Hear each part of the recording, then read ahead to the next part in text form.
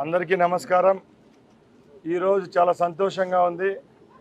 ముఖ్యంగా ఆ దేవుడు కొలువున్న తిరుమల కొండపై పొద్దున్నే దర్శనం చేసుకొని అక్కడ బాలాజీ బస్ స్టాండ్ అయితేనే ఇక్కడ అలిపిరిలో బస్ స్టాండ్ సందర్శించి మా ప్రభుత్వం ఏర్పాటైన తర్వాత ఏపీఎస్ఆర్టీసీలో ఎప్పుడూ లేని విధంగా ప్రతి ఒక్క రోజు పండుగ దినంగా ఉంది। ఎందుకంటే గత 5 సంవత్సరాల్లో ఏ రోజు కొత్త బస్సు చూసిన పాపాన పోలేదు ఈ రాష్ట్ర ప్రజల్లో।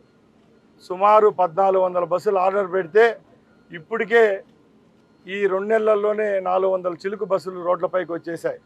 ఇంకా 1000 బస్సులు ఈ రాష్ట్ర ప్రజలకు సేవ చేసేదానికి అతి త్వరలోనే అన్ని డిపోల నుంచి బయటకు రావడం జరుగుతూ ఉంది। సోదరులారా, ఒకటి గమనించండి, ఇది మాటల ప్రభుత్వం కాదు, చేతల ప్రభుత్వం। 2 నెలలైంది ప్రభుత్వం ఏర్పాటు చేసి, చెప్పుకునేదానికి ఒకటి కాదు ఎన్నో కార్యక్రమాలు చేపట్టాం। ముఖ్యంగా మైనస్లో ఉన్న రాష్ట్ర బడ్జెట్ను ఎవరైనా ముఖ్యమంత్రి అయితే పారిపోయే కాలాలు ఇవి। ఈరోజు మా ముఖ్యమంత్రి గారు ప్రభుత్వం ఏర్పాటు చేసిన తర్వాత ఎలక్షన్ల ముందు ఏ హామీలు ఇచ్చామో అవి తూచా తప్పకుండా ఒక్కొక్కటి ప్రజల కోసం చేరువ చేస్తున్నాం। ముఖ్యంగా ఈ రాష్ట్ర ప్రజలకు ఏవైతే చెప్పామో అవి సమకూరుస్తున్నాం। అలాగే ముఖ్యంగా ఒకటోది, ఎక్కడ ఈ భారతదేశ చరిత్రలో ఎక్కడా లేని విధంగా సుమారు 65 లక్షల మందికి పెన్షన్లు ఇవ్వడం జరిగింది। 1వ విడత అయిపోయింది, 2వ విడత కూడా 4 రోజుల ముందు ఇచ్చాం। అలాగే ఎందరో మన కుటుంబాల్లో ఉన్న నిరుద్యోగులు ఉన్నారు। ముందు ప్రభుత్వాల్లో చాలని జీతాలు ఇచ్చి 5,000 రూపాయలు ఇచ్చి 30 రోజులు ఊడిగం చేయించుకుంటే ఆయన మా ముఖ్యమంత్రి గారు డిఎస్సి మెగా డిఎస్సి అనుకోండి 16,000 ఉద్యోగాలకు సంతకం పెట్టి అతి త్వరలోనే నోటిఫికేషన్ వచ్చి ఎగ్జామ్స్ రాసేదానికి సిద్ధం చేశాం। అలాగే ఏ దేశంలో అయినా రాష్ట్రంలో అయినా కులాలను మతాలను సెన్సస్ తీస్తారు। ఆ కుల వాళ్ళు ఎందురున్నారు, ఈ కులాలు ఎందురున్నారు। పెద్దలు నారా చంద్రబాబు నాయుడు గారు ముఖ్యమంత్రి అయిన తర్వాత ఒక మహోన్నతమైన ఆలోచనతో ముందుకు వస్తున్నారు। స్కిల్ సెన్సెస్ అని ఈ రాష్ట్రంలో ఎవరెవరు ఏ విధమైన నైపుణ్యతతో ఏ పని చేస్తే వాళ్ళ జీవన ప్రమాణాలు బాగుపడతాయి, వాళ్ళకు ఉద్యోగ అవకాశాలు ఇవ్వచ్చు అని చెప్పి ఈ రాష్ట్రంలో స్కిల్ సెన్సెస్ తీసేదానికి కూడా ఈరోజు మా ప్రభుత్వం సిద్ధం చేసింది। ఇంకొకటి, రైతుల నోట్లో మన్ను కొట్టే విధంగా గత 5 సంవత్సరాల చివరాంకంలో జగన్మోహన్ రెడ్డి ప్రభుత్వం తీసుకొచ్చిన యాక్ట్ మీ అందరికీ తెలుసు, ల్యాండ్ టైటిలింగ్ యాక్ట్ అని ఒక చెత్త యాక్ట్ని తీసుకొని వచ్చినాడు। భూమి ఒకటిదైతే దాని మీద అజమాయిషి వచ్చి ఇంకోరికి ఇచ్చే విధంగా చేస్తే మా ప్రభుత్వం ఏర్పడతానంటే క్యాబినెట్ మీటింగ్ చేపెట్టి దాన్ని రద్దు చేయడం జరిగింది।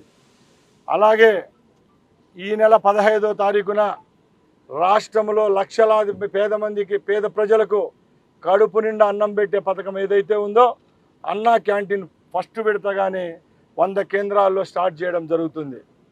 అలాగే మేము ఏమైతే హామీలు ఇచ్చామో దానిలో ముఖ్యంగా మహిళలకు సంబంధించిన మా ఆర్టీసీ బస్సుల్లో ఉచిత ప్రయాణం, దానికోసం పొరుగు రాష్ట్రాల్లో ఈరోజు కర్ణాటక అయితేనేం, తమిళనాడు అయితేనేం, అలాగే మన తెలంగాణలో ఇక్కడ ఫ్రీ ట్రాన్స్పోర్టేషన్ ఇస్తున్నారు ఆడవాళ్ళకు, అక్కడ మా బృందాలు అయితేనేం ఏపీఎస్ఆర్టీసీ సంబంధించిన వాళ్ళు మేము పర్యటించి ఈ రాష్ట్రంలో ఆ కార్యక్రమాన్ని ప్రవేశపెట్టే రోజుడికి ఏ విధమైన తప్పులు దొల్లకుండా మహిళామూర్తులు ఎవరైతే మా ప్రభుత్వానికి చేయూతనిచ్చి ఇంత భారీ మెజార్టీతో గెలిపించారో వాళ్ళ రుణం తీర్చుకునే విధంగా రాబోయే కాలంలో ఈ రాష్ట్రం అంతా ఉచిత బస్సు ప్రయాణం ఇస్తున్నాం।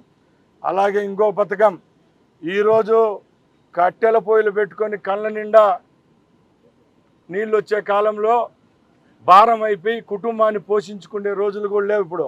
అలాంటి తరుణంలో మా ముఖ్యమంత్రి గారు ఒకటే చెప్పారు, రాష్ట్రంలో కూటమి ప్రభుత్వం అధికారంలోకి వస్తే తప్పకుండా 1 సంవత్సరానికి నేనున్నానంటూ 3 సిలిండర్లు ఫ్రీగా ఇస్తామన్నాం। ఆ పథకాన్ని కూడా దగ్గరలో చేరువ చేసే విధంగా ఈ రాష్ట్ర ప్రభుత్వం చర్యలు తీసుకుంటా ఉంది।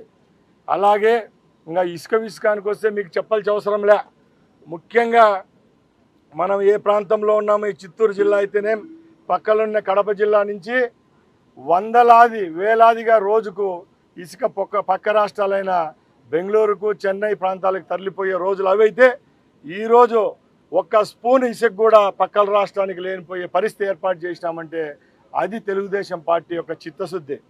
ముఖ్యంగా ఫ్రీ ఇసుక అని చెప్పాం. ఈరోజు ఎవరైతే లబ్ధిదారులు ఉన్నారో వాళ్ళందరికీ ఫ్రీగా ఇస్తున్నాం. ఇప్పుడు వర్షాకాలం కాబట్టి ఎక్కడెక్కడ ర్యాంపులు ఏర్పాటు చేసుకొని ఏ నదుల్లో ఇసుక చట్టబద్ధంగా తీవాలో అవన్నీ తీసిన రోజు తప్పకుండా ఈ ఇసుక పాలసీ అనేది రాష్ట్ర ప్రజలకు చేరువవుతుందని సభాముఖంగా మీకు తెలియజేసుకుంటున్నాం. అలాగే ముఖ్యంగా నా శాఖపరంగా ఇస్తే ఏపీఎస్ఆర్టీసీ గురించి మీ అందరికీ తెలుసు. ఏపీఎస్ఆర్టీసీ గత పరిపాలనలో ఇంకా దిగజారిపోయింది. ఎక్కడ ఏపీఎస్ఆర్టీసీలో ఒక బస్సు కొనలేదు. అట్లయినా బస్సు కొనలేదంటే పక్కన పెడితే ఉద్యోగస్తులైనా బాగా చూసుకునే మహానుభావుడు అంటే అది కూడా లేదు. ప్రభుత్వం ఏర్పాటు అవుతానంటే 2019లో విలీనం చేస్తానని చెప్పాడు గవర్నమెంట్లో. ఆ విలీనం అయితే జరిగింది. ఏ విధంగా విలీనం అయిందంటే ఆఫ్ బాయిల్డ్ ఎగ్ అక్కడి విలీనం చేసేసినాడు. జీతాలేమో ఆంధ్ర రాష్ట్ర ప్రభుత్వం జీతాలు ఇస్తూ ఉంది, కార్పొరేషను మిగతా కార్యక్రమాలు చేపడుతుంది. ఇలాంటి తెలిసి తెలియని పనులు చేసిన ఆ జగన్మోహన్ రెడ్డి పరిపాలన వేరే. ఇప్పుడు మేము ఒకటే చెప్తున్నాం, ఈ రాష్ట్రంలో ఏపీఎస్ఆర్టీసీ సంస్థ మనుగడ కావాలంటే తప్పకుండా ఏపీఎస్ఆర్టీసీకి మా ప్రభుత్వానికి ఏపీఎస్ఆర్టీసీలో ఉన్న కార్మికులు ఒక కన్ను అయితే ప్రయాణికుడు ఇంకో కన్ను కాబట్టి తప్పకుండా ఇక్కడున్న కార్మికుల సమస్యపై రాబోయే 5 సంవత్సరాల్లో శక్తి వంచన లేకుండా పోరాడేదానికి నేనైతేనే మా ఏపీఎస్ఆర్టీసీ యాజమాన్యం సిద్ధంగా ఉందని తెలియజేసుకుంటున్నా. జై హింద్, జై తెలుగుదేశం. ముఖ్యంగా నిన్న పొంగునూరు నియోజకవర్గంలో పర్యటించడం జరిగింది. చాలామంది సోదరులు నాకంటే సీనియర్లు ఉంటారు, మీడియా మిత్రులు, మీ అందరికీ తెలుసు.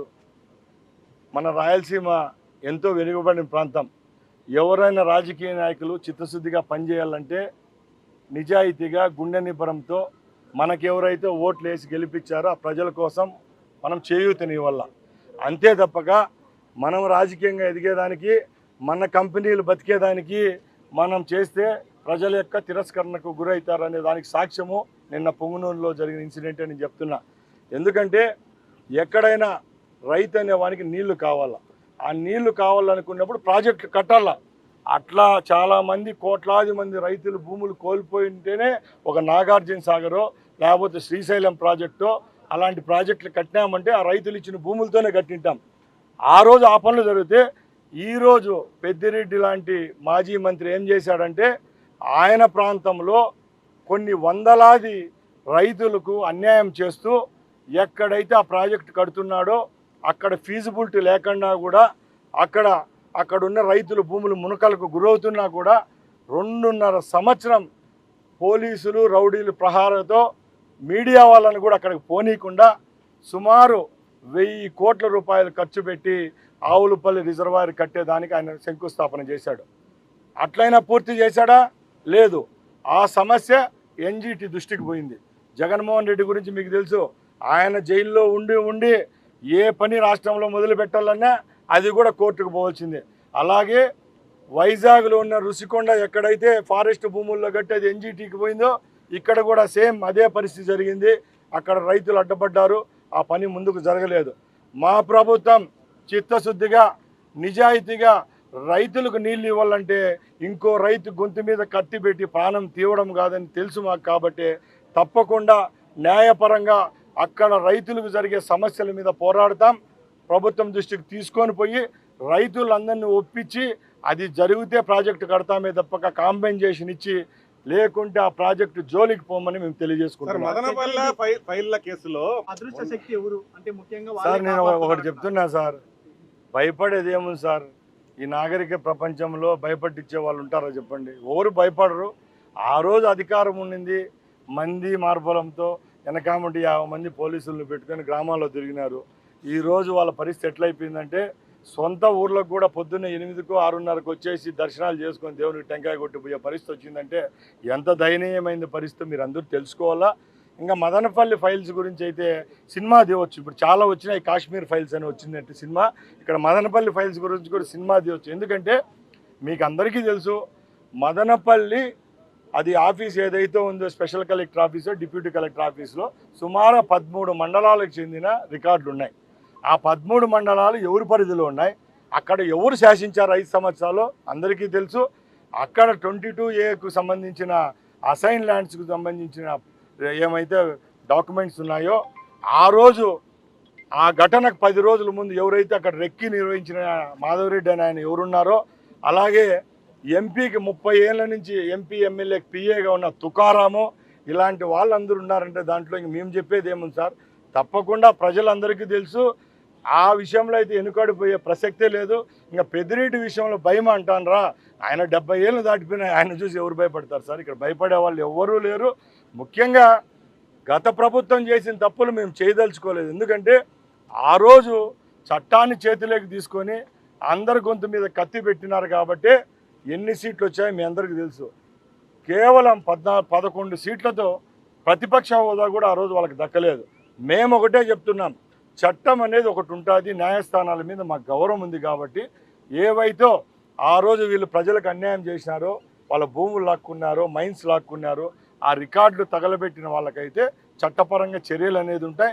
జైలుకు పంపించే విషయం అయితే వాళ్ళు చేసిన తప్పుకు జీవితాంతం ఇంకో జన్మెత్తినా వాళ్ళు జైల్లో ఉండాలి. ఒక ప్రభుత్వం అనేది ఏర్పాటైన తర్వాత పైన నుంచి కింద స్థాయి వరకు ఎవరైతే గత ప్రభుత్వాల్లో చేతివాటం చూపించారో అధికారుల ట్రాన్స్ఫర్ అనేది ఎక్కడైనా ఉంటుంది. ముఖ్యంగా రూల్స్ ప్రకారం మేము జగన్మోహన్ రెడ్డి ఆగట్టు ప్రభుత్వం ఏర్పాటు చేసిన రోజు అందరినీ పీకేయడం పెట్టుకోవడం అలాంటివి ఏముండవు. దీనికంటే ఒక లిమిటేషన్స్ ఉంటాయి కాబట్టి రాబోయే కాలంలో ప్రభుత్వంకి సంబంధించిన ఉద్యోగస్తుల విషయాల్లో డిపార్ట్మెంటల్గా ట్రాన్స్ఫర్స్ అయితే ఉంటాయి. ఎక్కడ ఆ దేవదేవుడు వెలిసిన ప్రాంతం ఇది తిరుపతి. ప్రపంచంలోనే నలుమూలల నుంచి ఎక్కువ వచ్చే పిలిగ్రమ్ సెంటర్ ఏదైనా ఉందంటే తిరుపతే. కాబట్టి మేమైతే చిత్తశుద్ధిగా రాబోయే కాలంలో ఇక్కడ యాత్రికులకు ఏవైతే సౌకర్యాలు కల్పించాలో ఆ సౌకర్యాలు కల్పించేదానికి ఈ బస్టాండ్ల విషయంలో అయితే తగిన చర్యలు తీసుకుంటాం. ముఖ్యంగా కొత్త రాష్ట్రాలు ఏర్పడిన తర్వాత మన ఆంధ్రప్రదేశ్ తెలంగాణ విడిపోయిన తర్వాత తిరుపతి, విజయవాడ, వైజాగ్, గుంటూరు ఇలాంటి కర్నూలు అలాంటి పెద్ద నగరాల్లో ఎక్కడెక్కడ ఆర్టీసీ బస్టాండ్ పూర్వం పెట్టారో అలాంటివన్నీ రీమాడిఫికేషన్ చేసేదానికి కూడా మేము సిద్ధంగా ఉన్నాం. సార్, లోకేష్ గారు రెడ్ బుక్లో కొన్ని పేర్లను తొలగించారన్న ప్రచారం జరుగుతుంది. ముఖ్యంగా వల్లభనేని వంశీ, మీరు ప్రతిపక్షంలో ఉన్నప్పుడు చాలామంది మిమ్మల్ని ఇబ్బంది పెట్టిన వాళ్ళు చాలామంది ఉన్నారు. అంటే రోజా కావచ్చు, మిగిలిన వాళ్ళు కావచ్చు. అంటే వాళ్ళ పేర్లని తొలగించారా లేకపోతే అలాగే జాగ్రత్తగా పెట్టుకున్నారా? ఇదంతా నో కామెంట్ అండి. ఒక విషయం చెప్తాను చూడండి. రెడ్ బుక్ అంటే మీ అందరికీ తెలుసు, అదేదో కేవలం బుక్ మాత్రమే కాదు. గత 5 సంవత్సరాల్లో ప్రజలపై, తెలుగుదేశం పార్టీ కార్యకర్తలపై అందరూ ఒక ఎత్తు అయితే దీనివల్ల ఎక్కువ నష్టపోయింది మా నాయకుడే చంద్రబాబు నాయుడు గారే. ఆయన వయసు, ఆయన అనుభవం కూడా చూడకుండా ఒక చిన్న పెట్టి కేసు పెట్టి ఆయన జైల్లో సుమారు 50 రోజులు పెట్టిన దుర్మార్గమైన పరిపాలన అది. అలాంటి తప్పు చేసిన అధికారులు మా మీదే కాదు, మా నాయకుని మీద కాదు, ప్రజల కళ్ళల్లో ఎవరైతే కన్నీరు తెప్పించారో వాళ్ళందరికీ రాబోయే కాలంలో అయితే శాస్తి అయితే జరుగుతుంది.